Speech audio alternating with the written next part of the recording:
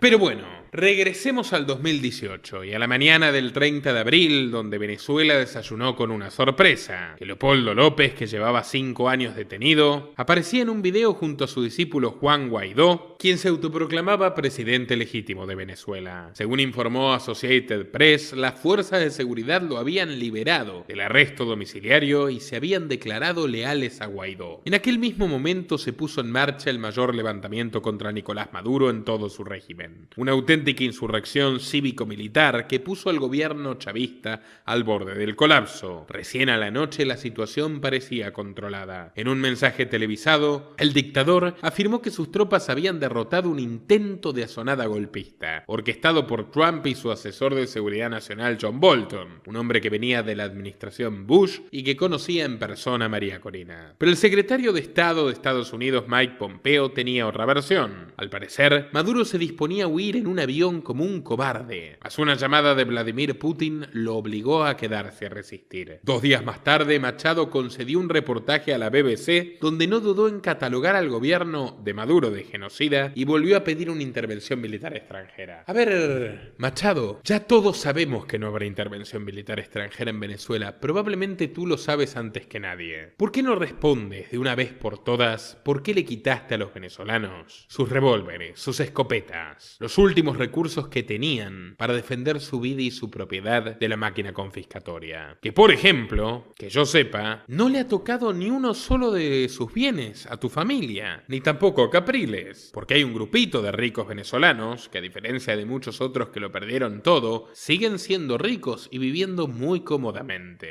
¿Por qué será? Ya en 2020, la exdiputada firmó un acuerdo de cooperación con el Likud, el partido de la ultraderecha sionista que encabeza Netanyahu, y visitó a los colonos criminales y fanáticos que expulsan a los palestinos de sus tierras, quemándole los cultivos, amenazándolos fusil en mano e incluso asesinando niños para defender la usurpación. Gente que lleva haciendo lo que hace el chavismo desde 1948 y en una magnitud 30 veces mayor. El pacto de Machado con estos asesinos involucra cooperar en asuntos políticos, ideológicos, de estrategia y seguridad. ¿Se imaginan la ideología y seguridad que pueden aportar estos tipejos? ¿O es que acaso hay algo que no sabemos? ¿E Israel se meterá a dar tiros en Caracas, ya que los venezolanos no pueden hacerlo gracias a María Corina? ¿Es que les están vendiendo la nueva Palestina? Lo dudo, porque Maduro también es sionista, aunque de la boca para afuera diga lo contrario. Acá mostramos una foto incluso con kipá y Diosdado Cabello en una sinagoga, al mejor estilo Milei. Pero ahora toca abordar uno de los puntos más polémicos de esta supuesta mesías de vocación liberadora, y es que en los años del encierro masivo y de la sopa china se filtró una información realmente comprometedora para el prestigio de Machado. Resulta que su ex cuñado Pedro Manuel Mezquita Arcaya, quien estuvo casado con su hermana Mariana, fue parte de la escandalosa maquinaria de corrupción chavista y obtuvo una buena porción del botín. Coincidentemente, con la última etapa en la que María Corina bajaba el perfil. ¿Es que así compraron su silencio? En concreto, los Panama Papers arrojaron que Mezquita Arcaya poseía una sociedad panameña vinculada al mayor jefe criminal de Venezuela, Tarek El Aissami, el exministro del petróleo que fue detenido por el propio gobierno dado sus obscenos vínculos con ramas del narcotráfico que se les habían sublevado. Las firmas en cuestión son Bancamiga y Compass Bank and Trust Corporation, de las cuales el caballero, el tío querido de los niños de Machado con quien pasan todas las navidades, fue director y presidente desde el año 2014. En los papeles, las compañías eran propiedad de los 3 hermanos de Gracia, unos maleantes acusados de poseer una red de prostitución con jóvenes venezolanas y extranjeras. Pero en realidad, el verdadero propietario era el Aissami. Según la fiscalía, Bancamiga guardaba y custodiaba las divisas de aquellos magnates que querían hacer negocios con PDVSA cuando el Aissami estaba al frente de la compañía.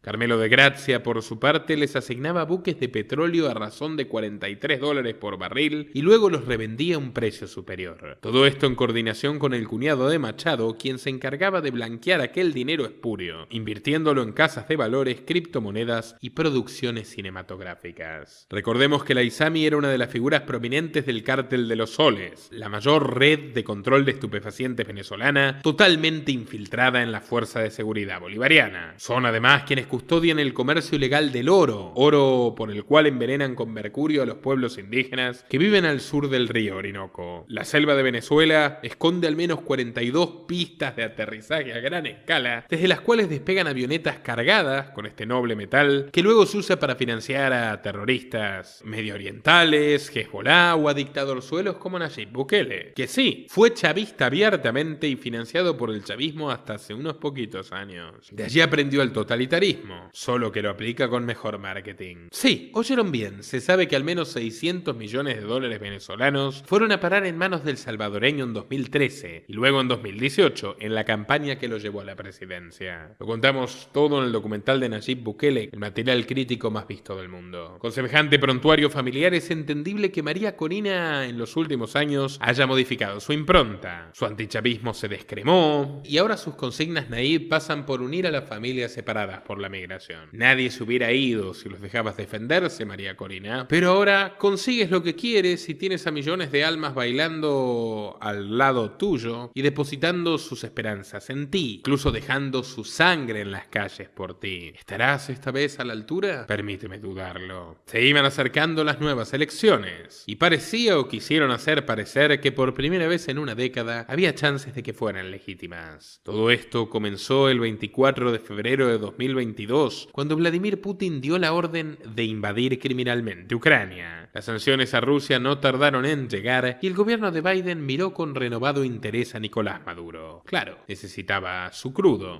que ya no podía producir Estados Unidos por su cuenta, dadas las absurdas regulaciones ecológicas que reimplantó. En 2023, representantes de Washington y Caracas acordaron en Doha recomponer sus relaciones, suavizar al máximo las sanciones y recuperar el comercio bilateral. Luego de años de inactividad, la multinacional Chevron de los Rockefeller reanudaría triunfal su producción de petróleo venezolano. A cambio, los Estados Unidos pidieron que Maduro rebaje la hostilidad con la oposición, que lleve adelante estas elecciones de cartón pintado, aún sabiendo que eran de cartón pintado. Y ese era el momento para María Corina. El 23 de octubre del año pasado, la dirigente arrasó en las primarias de la Mesa de Unidad con 92.35% de los votos. El beneficio de ser la única que no se escapó, pero por otra parte que no necesitaba escaparse. Ahora sí, oficialmente era investida la líder absoluta de la oposición. Pero no debemos olvidar que estamos hablando de Venezuela. Para el 26 de enero, Maduro ya había intervenido el Tribunal Supremo de Justicia, que revalidó su inhabilitación para ejercer cargos públicos hasta el año 2036. Al principio, Machado se mostró desafiante. Con el emblema de Vente Venezuela salió de gira por varias ciudades como si estuviera en campaña directa para arribar al palacio. Esto despertó la ira opositora, que exigió a Machado que dé un paso al costado y permita una nueva candidatura. Entre esas voces estaba la de Enrique Capriles, el histórico rival de Chávez, que la acusó de priorizar sus ambiciones personales. Pero María Corina no parecía estar dispuesta a oírlos. Había recibido un mandato del pueblo nacido de las primarias y llevaría su lucha mesiánica hasta el final. Según la periodista brasileña Patricia Oliveira Souza Lelis, quien ha trabajado para Fox News, además de dedicarse a organizar lobbies internacionales cubriendo noticias en América Latina para los Estados Unidos, Lelis inicia su trabajo enfocado en Venezuela y es así como conoció a María Corina Machado, quien por entonces se vendía como la candidata presidencial a ojos de los estadounidenses. Pero a raíz de un desacuerdo, que explicaremos a continuación, todo eso fue antes de que Patricia Lelis los traicionara y expusiera un acuerdo de confidencialidad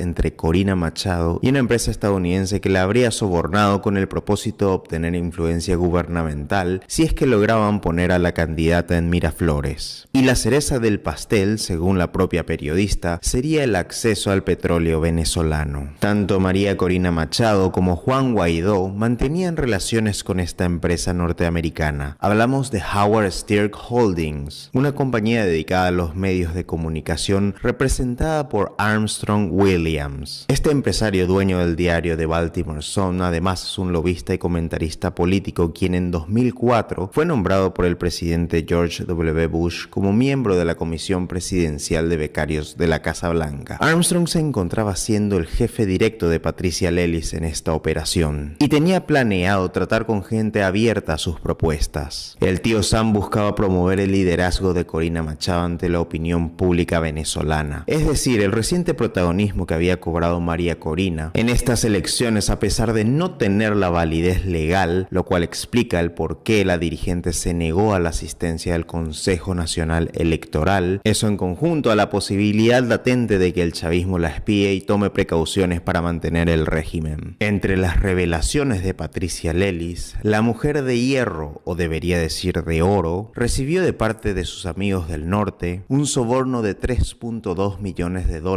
para las elecciones primarias, incluyendo, según la misma periodista, entregar PDVSA a Chevron en el escenario en que María Corina ganase las elecciones gracias a la generosa contribución que cubrió los gastos de toda la campaña política, así como las distintas narrativas en las redes sociales en este intento de intervención de la política venezolana. Lelis también comprueba el vínculo directo de Pedro Luis Uruchurtu, el encargado de las relaciones internacionales de María Corina Machado, con otros personajes de la política estadounidense que participan en esta conspiración, como el ex fiscal general republicano William Barr, cuyo nombre es mencionado por Uruchurtu y quien además es parte de la larga lista de funcionarios del gobierno que traicionaron a Donald Trump durante su gestión. El pago de los sobornos se habría deslizado a través de la Fundación Disenso como parte del financiamiento de las campañas de María Corina Machado. Según de Oliveira Lelis, se confirma que Chevron, la empresa que conforma parte del imperio Rockefeller, estaba